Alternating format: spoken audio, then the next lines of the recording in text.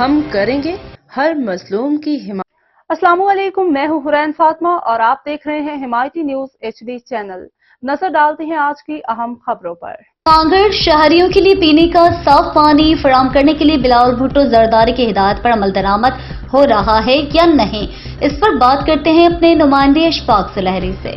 صاف پانی اسکیم کے بارے میں اگر بات کی جائے تو اس وقت بلاول بھٹو زرداری اور پیپلز پارٹی کا یہ منشور ہے کہ پورے سندھ کی طرح سانگڑ کے بھی شہری اور دیہی علاقے کے عوام کو پینے کا صاف پانی فراہم کیا جائے، جس کے لیے واٹر پلانٹ بنائے جاتے ہیں۔ لیکن بدقسمتی سے تمام کے تمام جہاں پہ واٹر اسکیمیں بنائی گئی ہیں، وہاں پر جو پانی فراہم کیا جاتا ہے وہ بغیر فلٹر کے، بغیر کسی طرح کی فٹکری یا بلیچنگ پاؤڈر کے وہ فراہم کیا جاتا ہے۔ جوڑ ٹاؤن کے لیے بنائی گئی واٹر اسکیم جو ہے وہ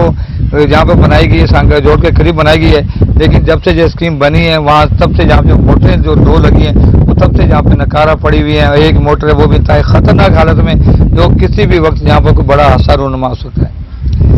اس کو موٹر کو چلانے کے لیے سولر پینل جو ہے وہ لگائے جا رہے ہیں، اور اس وقت جھول کے اس کے واٹر اسکیم پہ بھی اسی حساب سے یہاں پہ کام چل رہا ہے۔ لیکن ہماری تحقیقات کے مطابق جہاں پہ بھی یہ اسکیمیں بنائی گئی ہیں، یہاں پہ سولر سسٹم راج کیا گیا ہے، وہ تمام کے تمام سولر جو ہیں وہ چوری ہو چکے ہیں۔ ضرورت ہی سمجھ کے کہ جھول کے ٹاؤن کی آبادی کے لیے یہاں پہ جو پانی کے اسکیم کے لیے سولر پینل لگایا جا رہا ہے، اس کی حفاظت کی یقینی بنانے کے ساتھ ساتھ